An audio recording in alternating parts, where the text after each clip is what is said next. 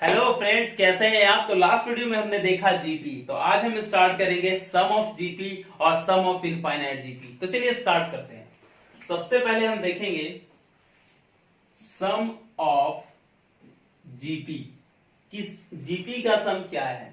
अगर हम हमारा वीडियो अगर आपने 4 पार्ट देखा होगा तो आपको पता होगा कि सम ऑफ एपी क्या होता है। इसी से अगर हम पूछे तो सम ऑफ एपी क्या होगा, आप बताइए। n/2 क्या होता है ये, 2a n+1 इंटू डी। अगर याद हो तो ये होता है सम ऑफ एपी। ठीक है, उसी तरह सम ऑफ जीपी क्या होगा। सम ऑफ जीपी होगा a इंटू आर का power n -1 divided by r-1। ध्यान रहेगा, मैंने क्या बताया आपको कि कब होगा, जब a इंटू आर का पावर n -1 r-1 होगा। ठीक है, अगर हम एग्जांपल ले अगर आपसे, जैसे कि 2 है, 4 है, 8 है, 16 है और 32 है। अगर हम आपको बोले कि 4 टर्म को सम करें तो कितना होगा। चलिए एक बार सम करते हैं 4 टर्म का, तो क्या होगा देखते हैं। 2 + 4 + 8 + 16 कितना हो गया, ये 6 हो गया, और ये 8, 6 और 8 कितना होता है 14, और 16 30 होता है। तो क्या 30 आ भी रहा है या नहीं आ रहा। तो चलिए देखते हैं, हमारे पास फॉर्मूला है ये वाला। ठीक है, इसमें अब चलिए डालते हैं। ए क्या हो गया हमारा 2, आर हमारा क्या हो गया, आर हमारा हो गया 2। तो 2 का पावर कितने टर्म का हमें सम निकालना है, तो सम निकालना है 4 टर्म का। तो क्या डालेंगे यहाँ पे, हम 4 डालेंगे। ठीक है, सॉरी क्या डालेंगे हम लोग यहाँ पे 4 डालेंगे। तो 2 का पावर 4 हो जाएगा, -1 और नीचे r-1। तो r हमारा है 2, तो 2 -1। ठीक है, तो अभी क्या हो गया 2 इंटू 16 -1 डिवाइडेड बाई 1। तो 2 इंटू 15 इज इक्वल टू 30। तो देख रहे हैं कि हमारा फॉर्मूला से भी 30 आ रहा है, अगर हम डायरेक्टली अगर ऐड करें तो भी 30 आ रहा है। तो हमने अभी क्या समझा, हमने ये समझा कि सम ऑफ जीपी क्या होता है, a इंटू आर का पावर n-1 r-1। ठीक है, चलिए आगे बढ़ते हैं। ठीक है, समझ में आया। तो चलिए हम लोग आगे बढ़ते हैं। हमने देखा कि sum of n term of GP क्या होता है। तो हमने देखा sum of n term of GP a into are का power n -1 divided by r-1 होता है। ठीक है, चलिए हम आगे बढ़ते हैं और अब हम देखेंगे सम ऑफ इनफाइनाइट जीपी। अब हम देखेंगे सम ऑफ इनफाइनाइट जीपी, जहां की सीरीज एंड ना हो। ठीक है, जैसे कि अगर यही है 2 है, 4 है, 8 है, 16 है और हमारा 32 है, 64 है, इस तरह से चलते जा रहा है, कहीं एंड नहीं हो रहा है, तो इसको हम लोग बोलेंगे इनफाइनाइट सीरीज ऑफ जीपी। तो इसका जो सम ऑफ इनफाइनाइट टर्म होगा, सम ऑफ इंफिनिटी, वो क्या होता है, सम ऑफ इंफिनिटी होता है a डिवाइडेड बाई 1 - r। ठीक है, क्या होता है, सम ऑफ इंफिनिटी का फॉर्मूला होता है a डिवाइडेड बाई 1 - r, और जहां की r जो होता है वो -1 से लेके 1 के बीच में होता है। तो हमने सम ऑफ इंफिनिटी का क्या फॉर्मूला पढ़ा, सम ऑफ इंफिनिटी का फॉर्मूला ये पढ़ा कि a डिवाइडेड बाई 1 - r, और जो r का जो वैल्यू होगा वो -1 से 1 के बीच में होगा। मतलब 0 हो सकता है, 1/2 हो सकता है, आपका -1/2 हो सकता है, लेकिन जो भी होगा वो -1 से 1 के हमारे बीच में होगा। ठीक है, तो हमने अभी एक फॉर्मूला ये पढ़ा, इसको आप नोट कर लीजिए। हमने पढ़ा कि सम ऑफ इंफिनिटी बराबर होता है a डिवाइडेड बाई 1 - r, जहां की r का वैल्यू होगा -1 से लेके 1 के बीच। ठीक है, चलिए अभी इसको हम थोड़ा सा मिटाते हैं, इसके बाद हम लोग अभी देखेंगे कि इस पे बेस्ड कुछ क्वेश्चंस को कि कैसे हम आगे इनफाइनाइट सीरीज पे बेस्ड कैसे प्रॉब्लम आते हैं उनको हम लोग कैसे रिजॉल्व करते हैं। चलिए ठीक है, यहां तक क्लियर है। अब एक क्वेश्चन आ रहा है, जैसा कि है, देखते हैं क्वेश्चन को। क्वेश्चन ये कहता है कि consider the infinite series of the first term and the common ratio R sum ये कह रहा है कि सम ऑफ जो हमारा इंफिनिटी है वो है 4, ठीक है। और हमारा जो सेकंड टर्म है, सेकंड जो हमारा टर्म है वो है हमारा 3:4। ये है हमारा ये कह रहा है कि जो हमारा सम ऑफ इंफिनिटी है वो है 4 और सेकंड टर्म है हमारा 3/4, ठीक है।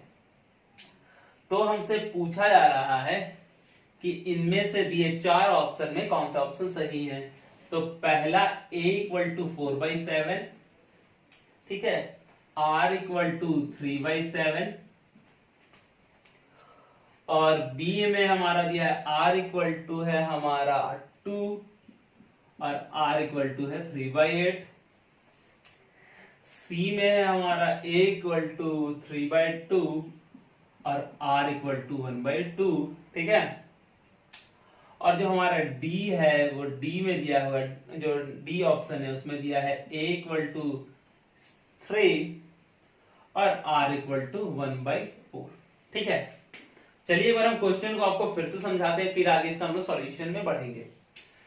क्वेश्चन ये कह रहा था कि जो सम ऑफ इंफिनिटी है वो 4 है, उसका सेकंड टर्म है 3/4, तो इनमें दिए गए 4 ऑप्शन में से कौन सा ऑप्शन आपके सही है, ठीक है।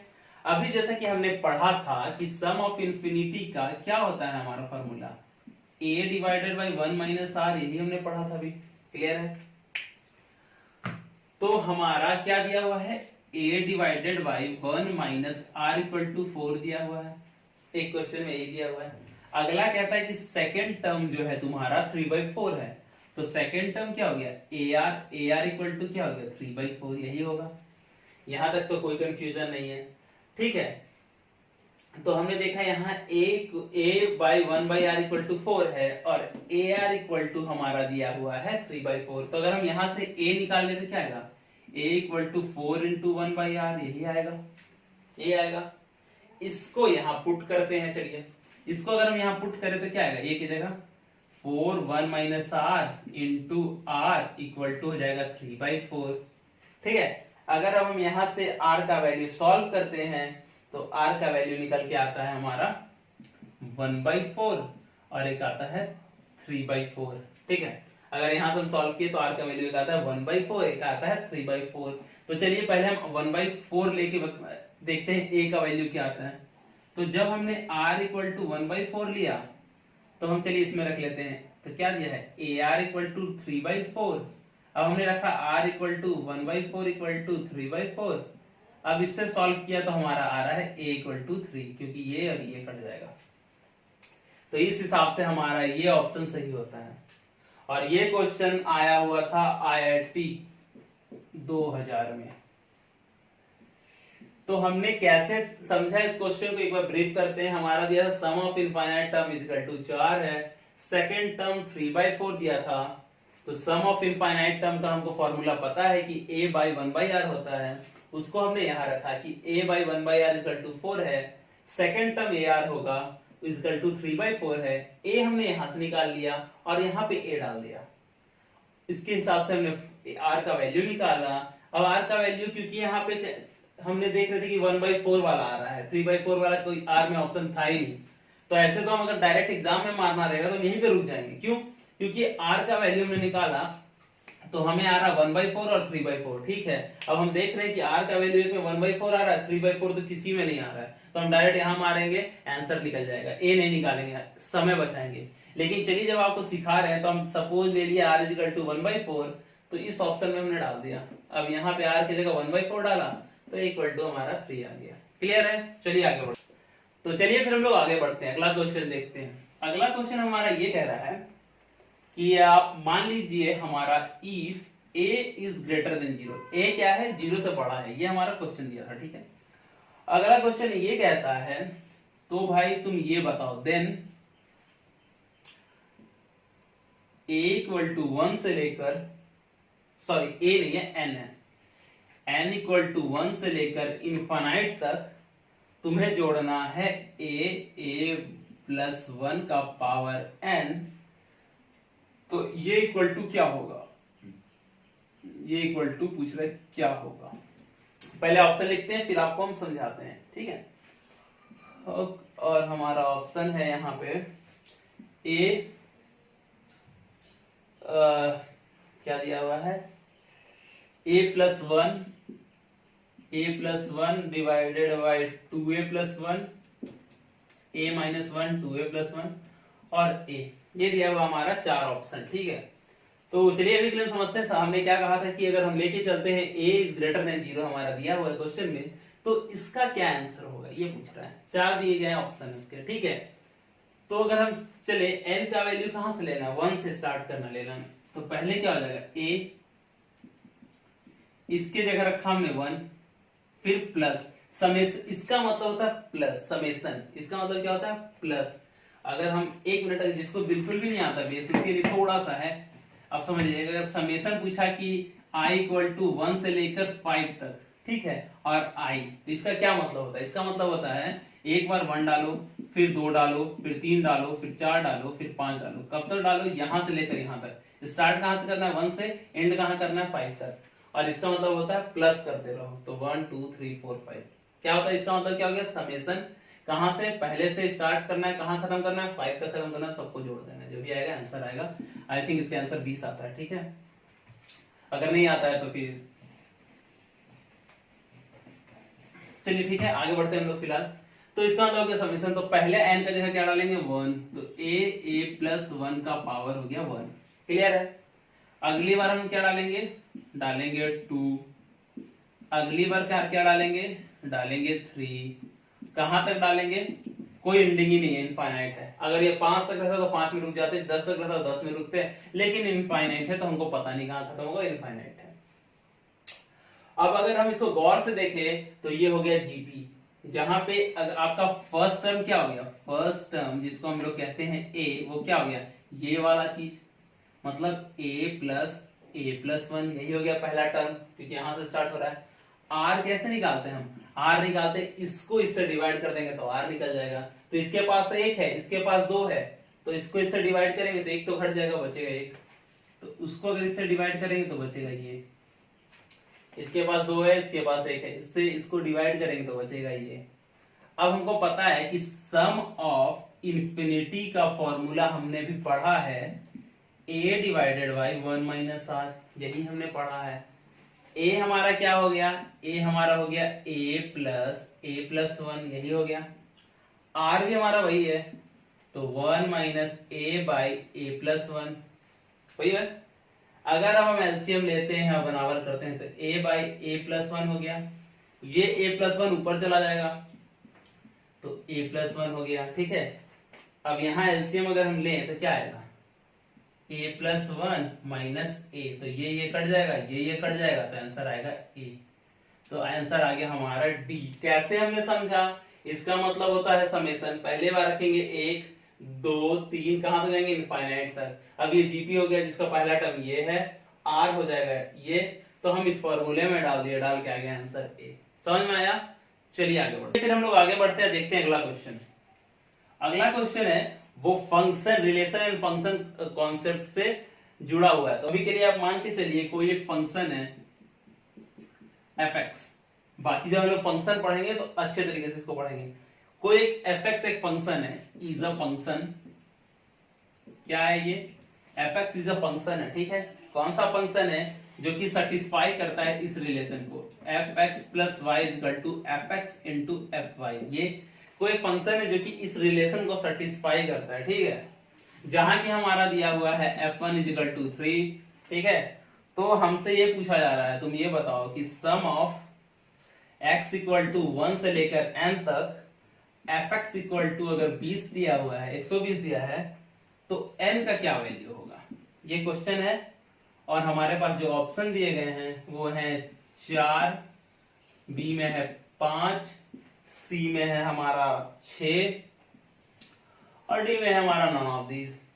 क्वेश्चन हमारा क्या कह रहा था, पहले हम क्वेश्चन को आपको समझाते हैं। क्वेश्चन ये कह रहा था कि fx कोई फंक्शन है, मान के चलिए कि कोई फंक्शन fx है, और हमारा ये दिया गया है कि fx + y = fx * fy, ऐसा प्रॉपर्टी है उस फंक्शन का, और उसका पहला टर्म अगर हम 1 डाले, f1 डाले तो 3 आएगा, और उसका x 1 से लेकर n तक सारे टर्म्स को जोड़ेंगे तो 120 आएगा, तो n का क्या वैल्यू आएगा।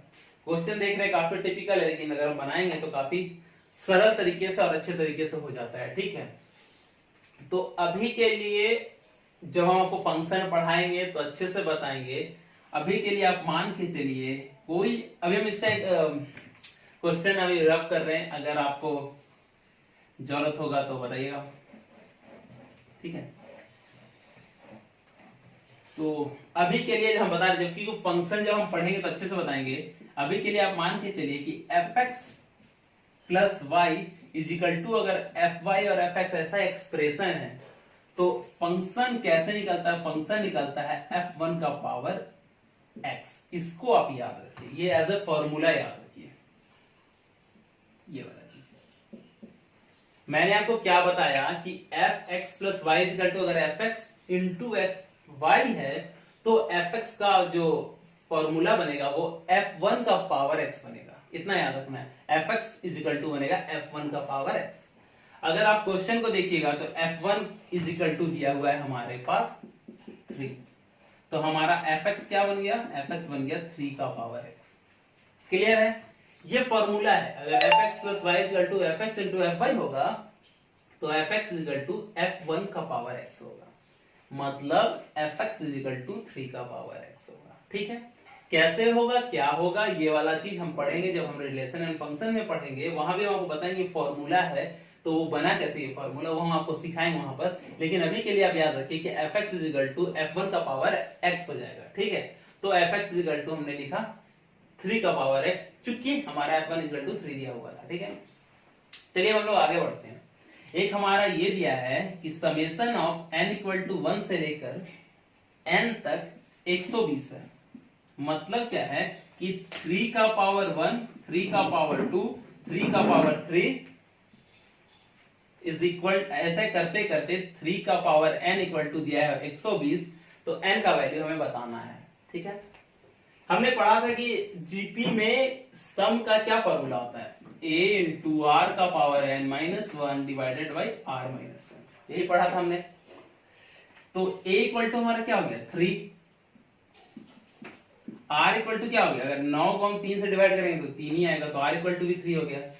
तो फॉर्मूला से अगर हम निकाले तो क्या होगा? a इंटू आर का power n minus 1 divided by R minus 1 equal to, अगर हमारा 120 है तो a हो गया हमारा 3, r हो गया 3 का पावर n माइनस 1, r हो गया 3 माइनस 1 इक्वल टू 120। ठीक है, अब अगर हम इसको 3 से काट दें तो ये 40 बार में कट जाएगा पक्का। और यहाँ है 2, तो 3 का पावर n माइनस 1 इसको 2 से गुना कर दें तो कितना आ जाएगा? 2 इंटू 40 इक्वल टू 80, यही आएगा।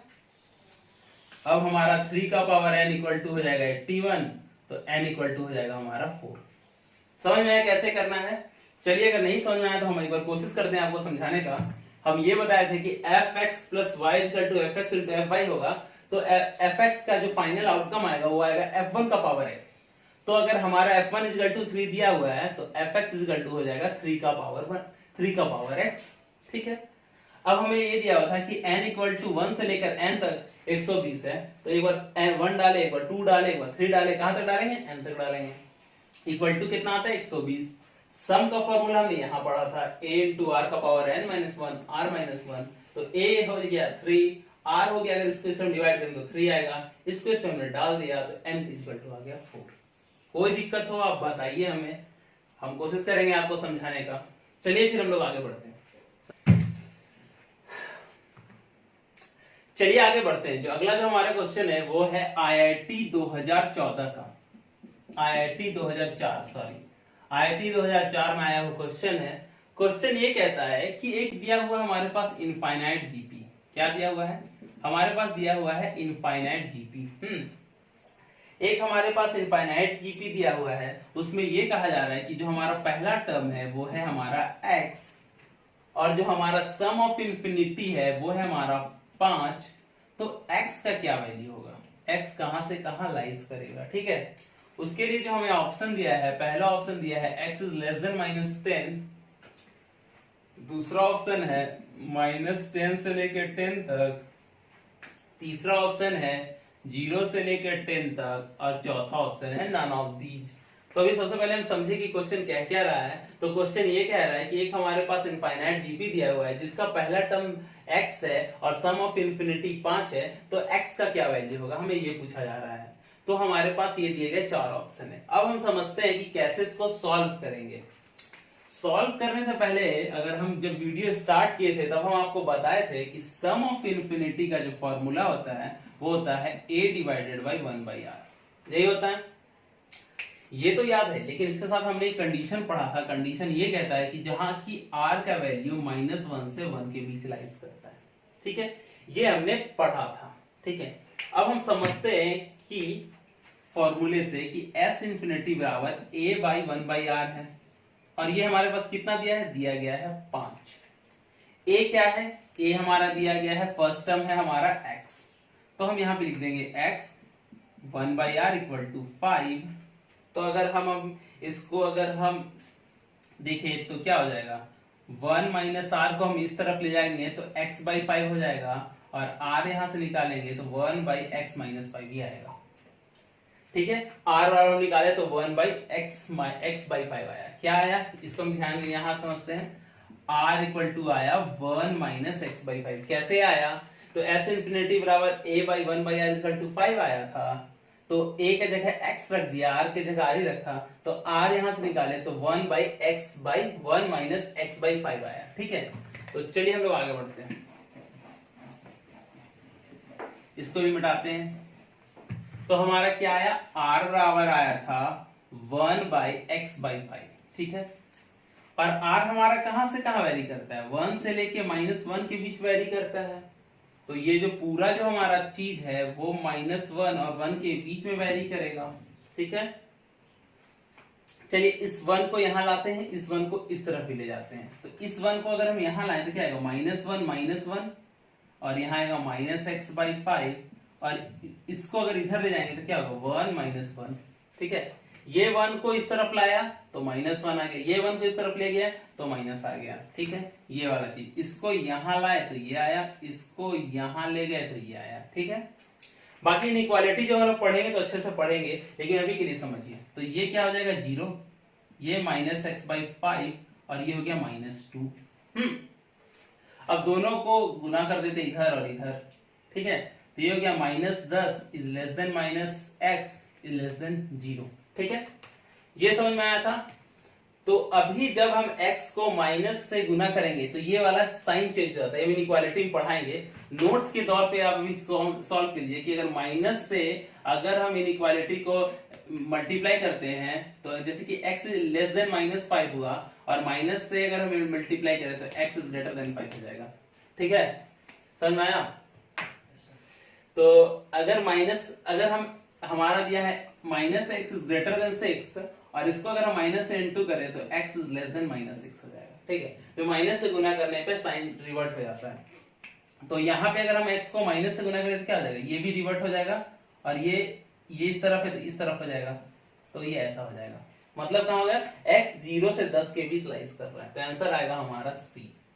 हमने कैसे करा इस क्वेश्चन को, हमने करा कि सम ऑफ इन्फिनिटी 5 दिया हुआ था तो a by 1/r equal to 5, वहां से r का वैल्यू निकाल लिया, r का वैल्यू निकाला तो ये आया। अब इस वैल्यू को -1 से 1 के बीच में होना चाहिए था, तो -1 ये हो गया, 1 ये हो गया, तो इसका 1 को यहाँ ले गए, इसके 1 को इधर ले गए, तो हमारा ये आ गया, माइनस से गुना कर दिया तो 0 से 10 के बीच आ गया। चलिए समझ में आया।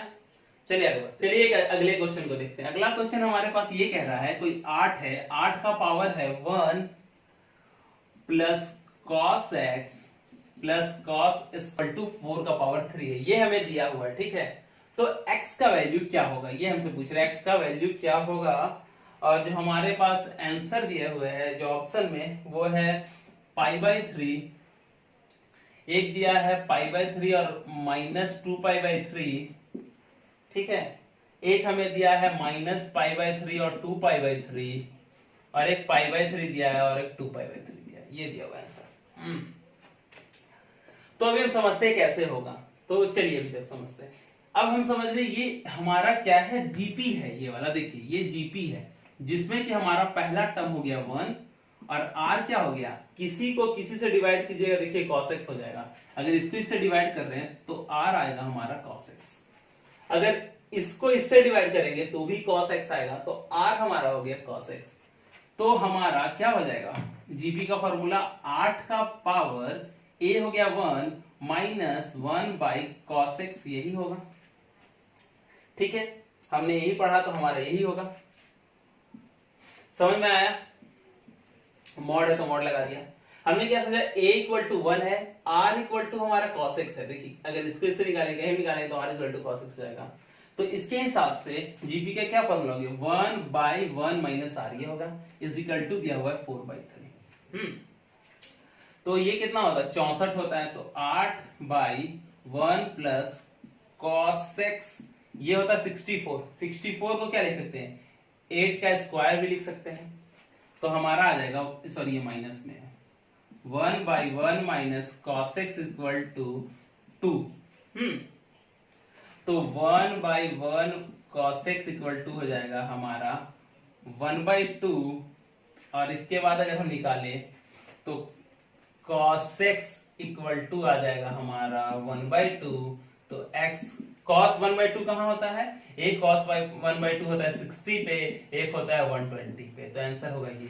बाकी ट्रिगो में हमको पढ़ाएंगे कि किसका वैल्यू कब कहाँ क्या होता है, कौन से क्वाड्रेंट में कौन सा पॉजिटिव होता है, कौन निगेटिव होता है। अगर अभी नहीं समझ में आ रहा है तो इस चीज को सिर्फ याद रखिएगा कि cos का वैल्यू 160 पे और 120 पे 1/2 होता है। ठीक है, अभी हम लोग अभी इसके लिए इतना ही समझते हैं, और बाकी अभी हम लोग cos का वैल्यू 60 पे होता है 1/2, और cos का वैल्यू होता है 120 पे माइनस 1/2, लेकिन मॉड से निकलेगा तो 1/2 हो जाएगा। ठीक है, क्योंकि cos जो 60 डिग्री होता है उसका वैल्यू होता है 1/2, तो और cos 120 का वैल्यू होता है माइनस 1/2, तो इस पे मॉड लगेगा तो निकलेगा 1/2। ठीक है, अभी के लिए इस पार्ट को आप समझ के रखिए कि जब हम लोग ट्रिगो में पढ़ेंगे तो कवर करेंगे। हमने अभी को कैसे समझाया कि a हो गया हमारा पहला टर्म, r हो गया हमारा cos x। इस फॉर्मूला से, जीपी के फॉर्मूला से हम ऐसे निकाल लें कि 1 बाई 1 माइनस r, ये 64 था, 4 इंटू 4 इंटू 4 64, तो उसको हम लिख सकते हैं 8 का स्क्वायर भी। तो 1 by cos square equal to 2, तो cos x इक्वल टू आ गया 1/2। ठीक है, तो एक तो 60 में 1/2 होता है और 120 में होता है 1/2 माइनस 1/2, लेकिन इसमें मॉड लगाएंगे तो 1/2 हो जाता है। ये मॉड अगर समझ में नहीं आ रहा तो हम इसके लिए भी अगला चैप्टर जब पढ़ेंगे, इसके बाद हम लोग वही पढ़ेंगे इनइक्वालिटी और लॉगरिथम, तो वहां पे आपको इससे समझ में आ जाएगा। और ट्रिगो पढ़ेंगे तो हम आपको ये वाली चीज बताएंगे। तो अभी के लिए आप ये समझिए, आज के लिए हम लोग इतना ही रखते हैं।